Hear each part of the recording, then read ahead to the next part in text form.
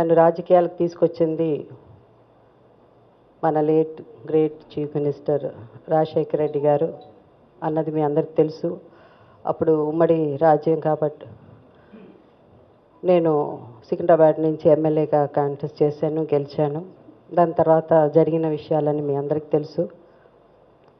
దాని తర్వాత కొన్ని కారణాల వల్ల మళ్ళీ నేను అలా అక్కడే కంటిన్యూ అయిపోయాను.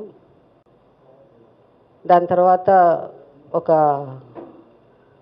1 year ఈ మధ్య మళ్ళీ రాజకీయాల్లోకి ఎంటర్ అవ్వాలా, అవసరమా, వ్యక్తిగతంగా నా పర్సనల్గా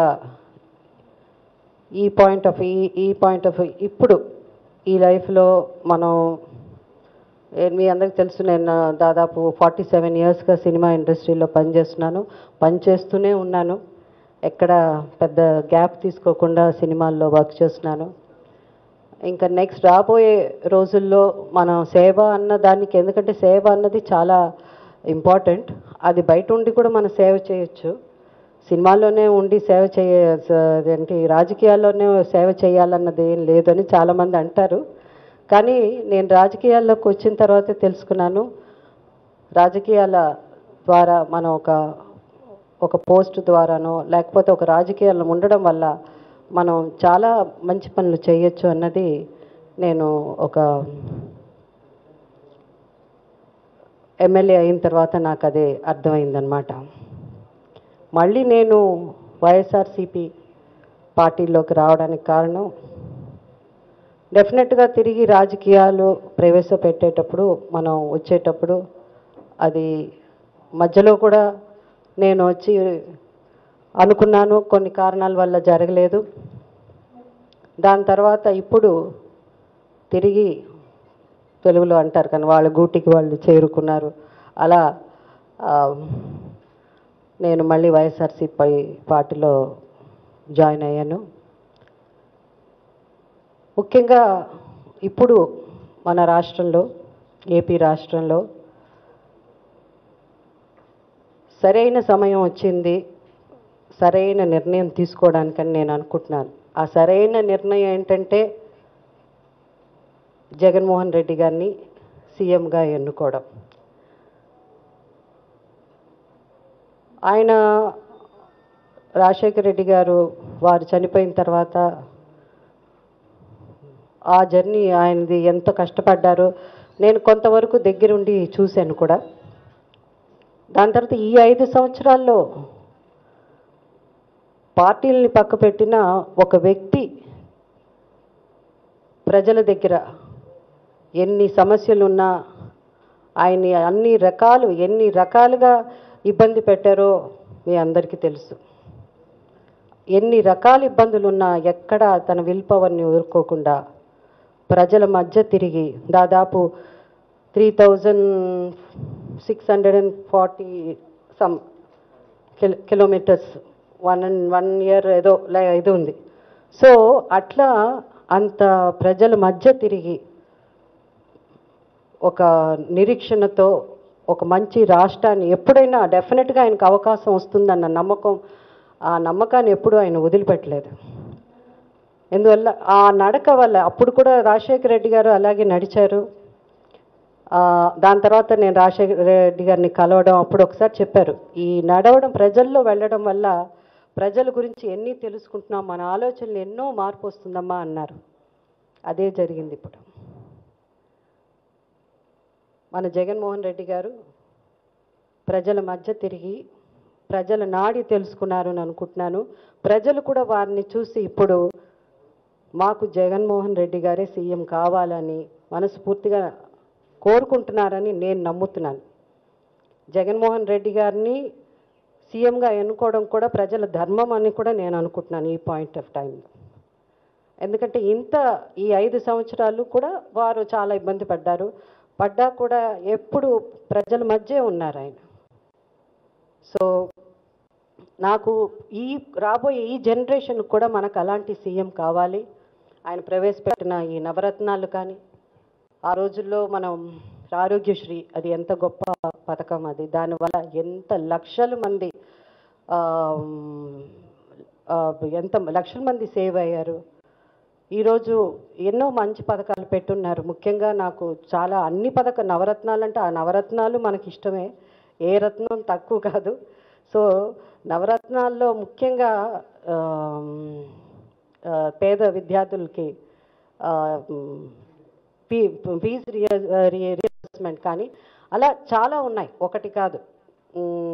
తర్వాత మన ఫార్మర్స్ కోసమని కానీ, తర్వాత ఈ మహిళలకి, ఇలా ఒకటి కాదు అన్నీ చెప్పుకుంటూ పోతే ఇవన్నీ కూడా చాలామంది చెప్తారు, పథకాలు చెప్తారు, అది ఇంప్లిమెంట్ చేస్తారా, అది సరిగ్గా జరుగుతుందా, ఎలక్షన్స్ వచ్చినప్పుడు ఇవన్నీ మామూలే, ఇలాంటివన్నీ మనం బయట చాలా వింటూ ఉంటాం.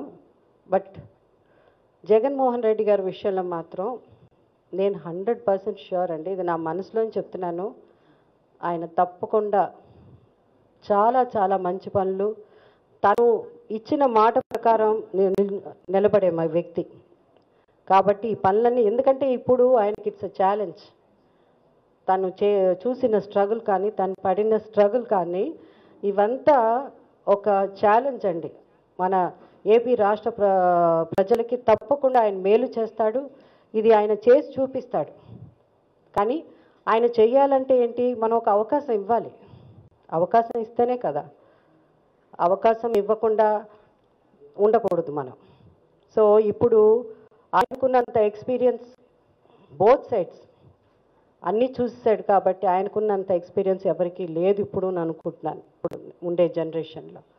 సో తప్పకుండా యువత అంతా ఆయన వెనకే ఉన్నారు, పెద్దలు. పేదవాళ్ళకు మాత్రం 100% అండి, 100% ఆయన న్యాయం చేస్తాడు పేదవాళ్ళకి కానీ.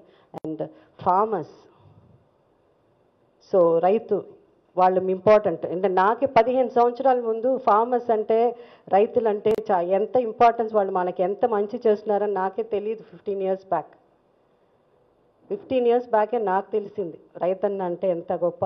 ఎందుకంటే అతను వాళ్ళు లేనిదే మనం లేదు అన్నది చాలా లేటుగా తెలుసుకున్నాం. అంటే ఎన్వైర్న్మెంట్ గురించి తెలుసుకుని, తర్వాత ఇవన్నీ వాటి గురించి, ఎన్వైర్న్మెంట్ గురించి తెలుసుకున్నప్పుడు ఇంకా రైతు గురించి తెలుసుకుని అట్లా తెలుసుకున్న వాళ్ళం మేము. బట్ ఈరోజు అలాంటి రైతులకు కానీ, పేదవాళ్ళకు కానీ జగన్మోహన్ రెడ్డి గారు సీఎం అయినప్పుడు చూడండి మీరు, తప్పకుండా వారందరినీ ఆయన ఇచ్చిన మాట నిలబెట్టుకుంటాడు. వాళ్ళందరికీ రాజశేఖర్ రెడ్డి గారు ఎంత గొప్ప చేశారో వారిని మర్చిపోకూడదండి. ఆయన చేసిన మంచి పనులు బహుశా ఏ చీఫ్ మినిస్టర్కు అంత, అంటే ప్రజల కోసం మనం ఒక చీఫ్ మినిస్టర్ అయితే అందరూ చేస్తారండి, అందరూ పెడతారు, అది ఎవరు ప్రతి చీఫ్ మినిస్టర్ చేసేదే అది. కానీ ఆయన రాజశేఖర రెడ్డి గారు కూడా ఎప్పుడు పాదయాత్ర చేశారో ఆ పాదయాత్రల నుంచి ఆయన చెప్పారు, ఒక్కొక్క ఇంటికి వెళ్ళినప్పుడు నాకు ఎంత మనసు కష్టపడింది, ఒక్కొక్క ఊరు వాడ తిరిగినప్పుడు నాలో ఆలోచనలోనే మార్పు వచ్చింది. అదే ఈరోజు జరిగి జగన్మోహన్ రెడ్డి గారు డెఫినెట్గా రాజశేఖర రెడ్డి గారు ఎంత చేశారో అంతకంటే ఎక్కువే చేస్తారన్న నమ్మకం నాకుంది.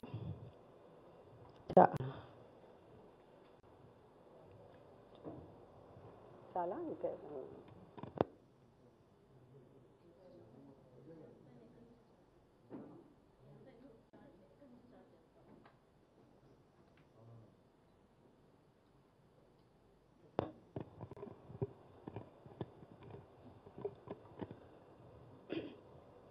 అలాగే మార్పు అన్నది కూడా రావాలండి.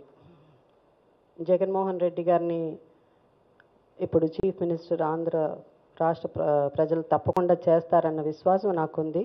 ఎందుకంటే మార్పు రావాలి. చంద్రబాబు నాయుడు గారు ఎక్స్పీరియన్స్ అయ్యి ఉండొచ్చు, ఇంతకుముందు చీఫ్ మినిస్టర్గా చాలా చేశామని. ఆ ఎక్స్పీరియన్స్ అయితే ఇప్పుడైతే అది ఏ విధంగానూ పనిచేయలేదని నా అభిప్రాయం. అది ఆయన తీసుకొస్తానన్న ప్యాకేజీలు కానీ ఆయన చేయాలన్నది చేయలేకపోయాడని నేను అనుకుంటున్నాను. కాబట్టి ఈ సమయం ఇంతకుముందు నేను చెప్పినట్టు ఇది సరైన సమయం, సరైన నిర్ణయం తీసుకోవాలి. ఎందుకంటే నిర్ణయం తీసుకోవడం ఒక మార్పు కోసం తప్పకుండా జగన్మోహన్ రెడ్డి గారిని మనం గెలిపించుకోవాలి.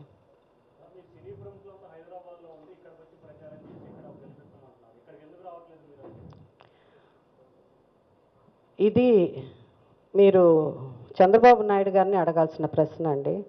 నన్ను అడగాల్సిన ప్రశ్న కాదు.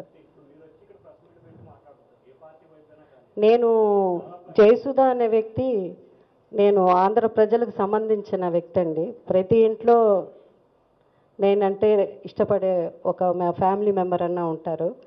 కాబట్టి నేను అక్కడ ఇక్కడ అన్నది లేదు.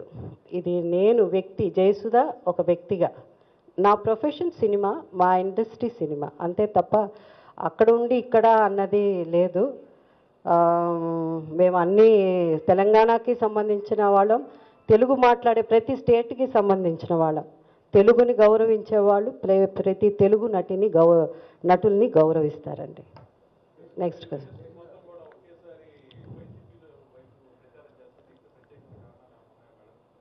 యాక్చువల్గా అండి, మన రాజశేఖర రెడ్డి గారు చేసిన ఇండస్ట్రీకి చాలా మేలు చేశారండి. చంద్రబాబు నాయుడు గారి కంటే ఎక్కువ చేసిన వారు మన late chief minister Rajasekhara Reddy గారు. యాక్చువల్గా ఇప్పుడు ఈ సమయంలో మొత్తం ఇండస్ట్రీ సపోర్ట్ చేయాలి. చాలామంది వచ్చేసాము, ఇంకా చాలామంది రావాలి. చాలామంది సీక్రెట్గా సపోర్ట్ చేస్తున్నారని నేను అనుకుంటున్నాను. ముందు కనిపించడం లేదేమో. వాళ్ళ బ్లెస్సింగ్స్ కూడా ఉంటుంది, వాళ్ళ సపోర్ట్ కూడా ఉంటుంది. అది 100% ఉండి తీరాలండి. మరి చేయాల్సిన ధర్మం వాళ్ళది.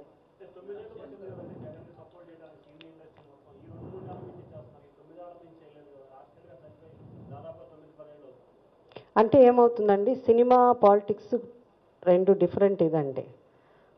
మాకు ఏమవుతుంది, సినిమాలో ఉన్నప్పుడు ఉంటాం, పాలిటిక్స్లో ఉన్నప్పుడు ఉంటాం. అంటే పాలిటిక్స్లో ఉంటే అది సినిమా అని కాదు. దాని తర్వాత ఏమవుతుందంటే మెల్లిగా డ్రిఫ్ట్ అయిపోతుంది. టోటల్గా సినిమా పాలిటిక్స్ రెండు బ్యాలెన్స్ చేసుకుని ఉండేవాళ్ళు కొంతమంది ఉంటారు. టోటల్గా ప్రొఫెషన్ అది. At the end of the day మీరు ఎలాగా పనిచేస్తున్నారో మేము అలాగే పనిచేస్తున్నాం. సో అందువల్ల త్రూఅవుట్ ఉండడం అన్నది అదొక పద్ధతి. అది వాళ్ళు ఇంకా పాలిటిక్స్లో మన త్రూఅవుట్ ఉన్నాం. జగన్మోహన్ రెడ్డి గారికి ఇండస్ట్రీలో చాలామంది సపోర్ట్ ఉన్నారండి. ఈ 9 ఏళ్ళలో కూడా ఉన్నారు, కానీ వాళ్ళు బయట కనిపించలేదు. ఆయనకి ఉండాల్సిన సపోర్ట్ ఎప్పుడు ఉంది. ఇప్పుడు కూడా ఇండస్ట్రీలో నాకు తెలిసి 80% జగన్మోహన్ రెడ్డి గారు వెనకాల ఉన్నారని నేను నమ్ముతున్నానండి.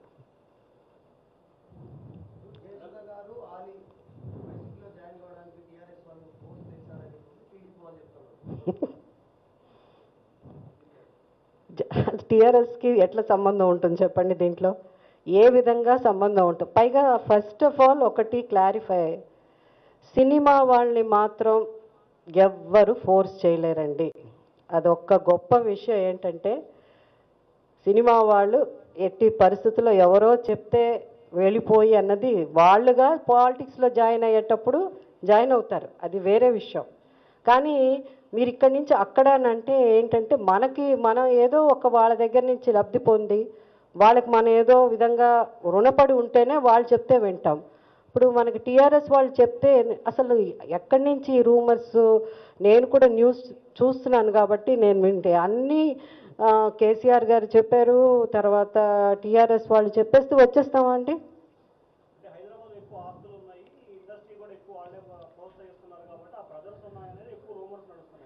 అవన్నీ అపోజిషన్ పార్టీ చేసిన పని అండి. ఏదో కావాలి కదా, రోజుకు ఒక కొత్తగా ఉంటే తప్ప మీకు కూడా మీడియా వాళ్ళకి ఏం విషయం ఉండదు.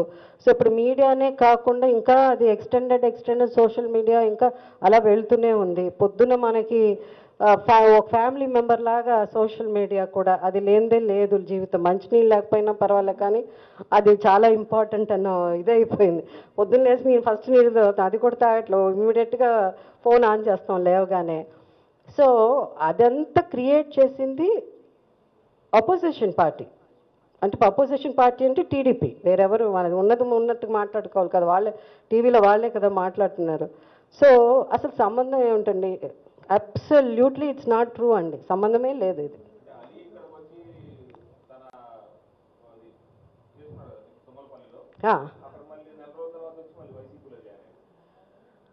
అంటే ఒకటి మీరు చూడాలండి, జనం కూడా బాగా అర్థం చేసుకోవాల్సింది ఏంటంటే, ఒక చోట మనం ఎవరో ఒకళ్ళు పిలుస్తారండి, ఏదో నాకే ఒక చోట ఉద్యోగం ఇస్తాం రావమ్మా అని ఒక ఊరు పిలుస్తారు.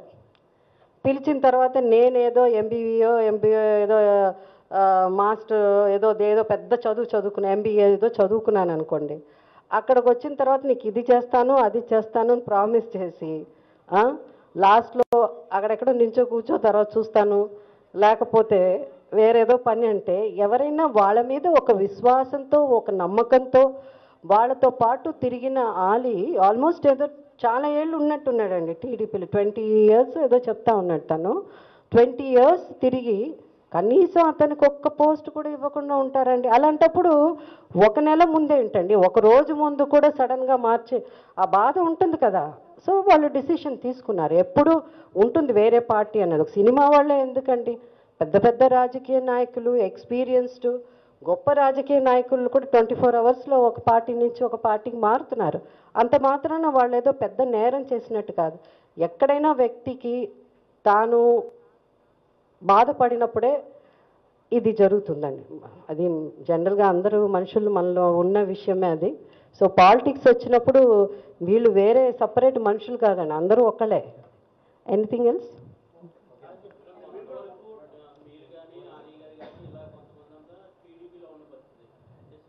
టీడీపీలో నేను కనిపించానా మీకు? టీడీపీలో నేను టీడీపీలో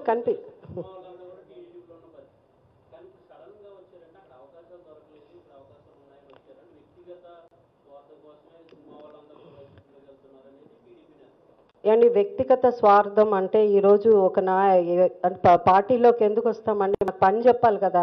మీ చేతి కెమెరా ఇస్తేనే కదా వెళ్ళి షూట్ చేసుకుని రమ్మని, మీకు కెమెరా ఇస్తేనే కదా మీరు వెళ్ళి షూట్ చేస్తారు.